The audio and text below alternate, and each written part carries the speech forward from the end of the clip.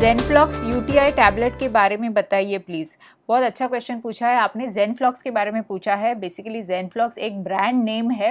ज़ेनफ्लॉक्स एक brand name है एक दवाई का, एक एंटीबायोटिक का। ये एंटीबायोटिक जो है इसका नाम है ओफ्लॉक्सासिन। अब ये ओफ्लॉक्सासिन क्या है? ये एक तरह का फ्लोरोक्विनोलोन एंटीबायोटिक है। अब जैसे सिप्लॉक्स होता है, सिप्रोफ्लॉक्सासिन होता है, इसी तरह इसी के फैमिली को बिलोंग करता है ओफ्लॉक्सासिन। चलिए, अब ये जो ज़ेनफ्लॉक्स है ये ब्रांड नेम है। ये ज़ेनफ्लॉक्स 200, 400, 800 में मिलता है और इसके अलग अलग सिरप वगैरह में भी मिलता है। इसका यूज़ क्या है?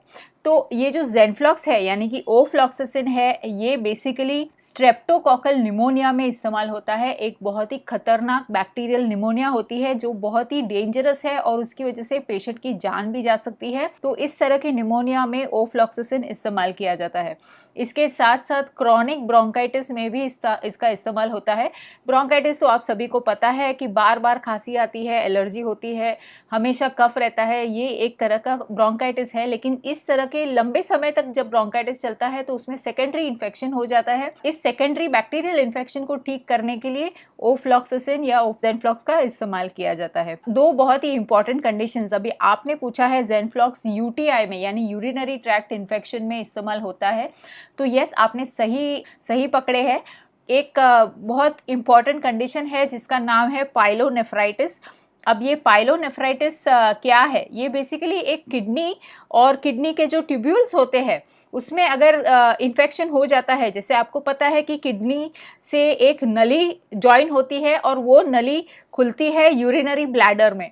तो ये जो नली जो होती है इसमें भी कभी कभी अगर इन्फेक्शन हो जाता है और किडनी में इन्फेक्शन होता है तो इस कंडीशन को पाइलोनेफ्राइटिस कहते हैं। स्पेशली अगर ई कोलाई का इन्फेक्शन, अभी ये ई कोलाई है ना, बहुत ही खतरनाक बैक्टीरिया है, इसके ऊपर अलग से मैं वीडियो बनाऊंगी। लेकिन ई कोलाई का इन्फेक्शन अगर होता है तो उसमें ई कोलाई की इन्फेक्शन इन पाइलोनेफ्राइटिस, इसको ठीक करने के लिए ओफ्लॉक्सासिन का इस्तेमाल किया जाता है। And one more very important bacteria जिसका नाम है सूडोमोनास एरुजिनोसा। ये एक तरह का बहुत ही डेंजरस बैक्टीरिया है। इसकी वजह से भी बहुत खतरनाक किडनी का इन्फेक्शन हो सकता है। तो ये इन्फेक्शन को ठीक करने के लिए ओफ्लॉक्सासिन का इस्तेमाल किया जाता है। अब इसके साथ साथ ओफ्लॉक्सासिन का इस्तेमाल सिस्टाइटिस में भी किया जाता है।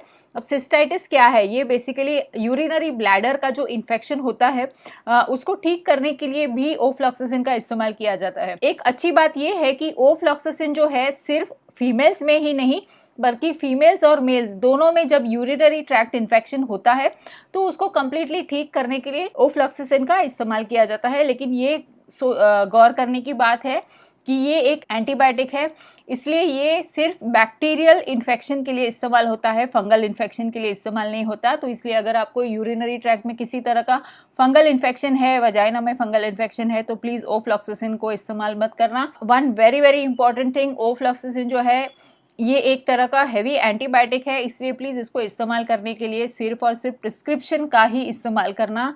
इसे डायरेक्टली यूट्यूब के वीडियो देखकर या आपके दोस्त ने बताया इसलिए खरीद के आप यूज़ करना स्टार्ट मत कर देना। अब इसके साइड इफ़ेक्ट्स क्या है? यस, कोई भी मेडिसिन या कोई भी अगर आप दवाई लेते हो, चाहे वो आयुर्वेदिक, होम्योपैथी या एलोपैथिक हो, उसके साइड इफेक्ट्स तो होते ही है। तो ओफ्लॉक्सासिन जो है, जो कि एक फ्लोरोक्विनोलोन है, इसका मेजर जो साइड इफेक्ट है वो एलर्जिक रिएक्शन हो सकता है अगर किसी को ये सूट नहीं करती तो। दूसरा एक साइड इफेक्ट है वो है गैस्ट्रोइंटेस्टाइनल साइड इफेक्ट, यानी नौशिया, वॉमिटिंग, लूज मोशन वगैरह हो सकता है। इसके साथ साथ कई बार पेशेंट को बॉडी पे रैश आ जाता है, सर दर्द हो सकता है, वीकनेस आ सकता है। एक बहुत ही खतरनाक साइड इफेक्ट होता है अगर आप बहुत लंबे समय तक, इसलिए मैं कहती हूँ प्रिस्क्रिप्शन बहुत ज्यादा जरूरी है। अगर इन्फेक्शन होता है तो एंटीबायोटिक्स का कोर्स हम लोग 5 दिन, 6 दिन या 7 दिन के लिए मैक्स टू मैक्स देते हैं, depending on the severity of the infection. अगर आप आराम से 10 दिन 15 दिन आराम से इस्तेमाल करते रहते हो या थोड़े दिन इस्तेमाल किया, चलो ठीक हो गया, फिर से बंद कर दिया, फिर से इस्तेमाल किया, ऐसे इस तरह से टाइम पास करके आप अगर इस्तेमाल करते हो या खुद ही सेल्फ प्रिस्क्राइब करते हो तो ये टैबलेट की वजह से आपको सीवियर मसल डैमेज हो सकता है। ये आपके मसल्स को डैमेज करता है, स्पेशली आपका जो एंकल है या एंकल जॉइंट जो है, जो आपके पैरों की एड़ी है, उसके आसपास जो मसल्स होते हैं उसको ये डैमेज कर सकता है। इसीलिए ये मायस्थीनिया ग्रेविस के जो पेशेंट्स होते हैं इसके लिए बिल्कुल भी रिकमेंडेड नहीं है। तो चलिए अब हम देखते हैं कि इसका डोज क्या है।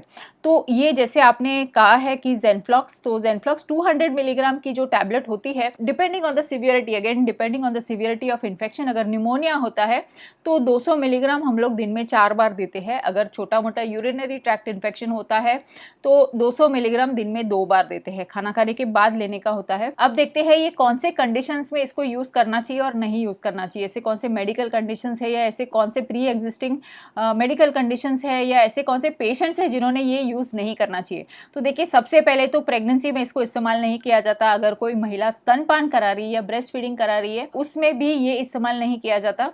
अगर आप अल्कोहलिक हो या अगर आपको नशा करने की आदत है तो उसके साथ भी आपको ये नहीं लेना चाहिए, क्योंकि इसकी वजह से सीवियर आपके बॉडी में रिएक्शन हो सकता है।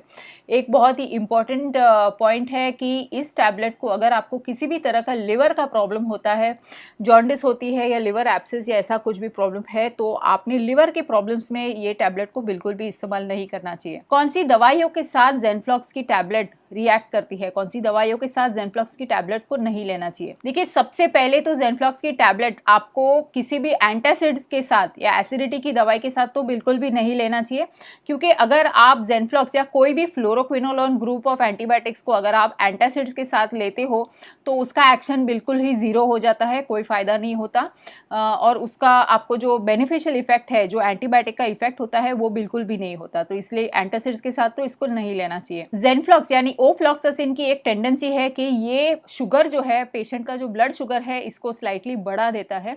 इसीलिए इसको डायबिटीज़ की दवाइयों के साथ ये बिल्कुल नहीं लेना चाहिए, या जो डायबिटीज़ की दवाइयाँ स्पेशली जो इंसुलिन ले रहे हैं उन्होंने बहुत ही कॉशियसली ओफ्लॉक्सासिन या कोई भी फ्लोरोक्विनोलोन ग्रुप ऑफ मेडिसिन को बहुत ही कॉशियसली लेना चाहिए, और उनका शुगर उन्होंने बार बार मॉनिटर करना चाहिए।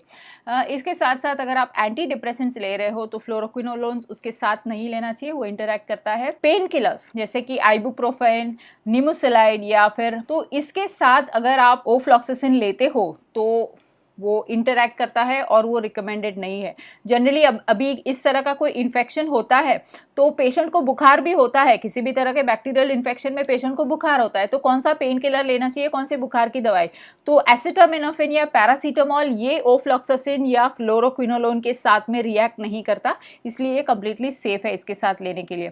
एक बहुत ही इंपॉर्टेंट चीज़, डेक्सामेथाजोन, यस डेक्सामेथाजोन ये ओफ्लॉक्सासिन के साथ रिएक्ट करता है, इसीलिए इसको थोड़ा सा कॉशियसली लेना चाहिए। रिएक्ट करता है यानी कि जब आप कोई भी स्टेरॉइड अगर ओफ्लॉक्सासिन या कोई भी फ्लोरोक्विनोलोन के साथ इसको कंबाइन करते हो या इसके साथ देते हो तो इसका जो एंटीबायोटिक का जो इफेक्ट है वो एकदम हाई पावर हो जाता है, या पावर इसका इंक्रीज हो जाता है। इसीलिए कई बार आप जो रिकमेंडेड डोज देते हो और उसके साथ अगर आप स्टेरॉइड यूज करते हो तो रिकमेंडेड डोज का ओवरडोज हो जाता है। ओके, तो इसीलिए डेक्सामेथासोन के साथ फ्लोरोक्विनोलोन कॉशियसली लेनी चाहिए। इसके अलावा तो और कोई ऐसी कोई साइड इफेक्ट नहीं है, लेकिन फिर से मैं आपको कहना चाहूँगी अगर आप ज़ेनफ्लॉक्स ले रहे हो तो प्लीज़ आप डॉक्टर के रिकमेंडेशन पर या डॉक्टर के प्रिस्क्रिप्शन पर ही ये दवाई लेना, और जितने दिन के लिए आपको कहा है, जिस तरह से लेने के लिए कहा है, ठीक उसी तरह से लेना। यूट्यूब से, इंटरनेट से खुद के डॉक्टर खुद बनना, ये सब चीज़ें मत करना, बहुत सारे रिएक्शन आपको हो सकते हैं।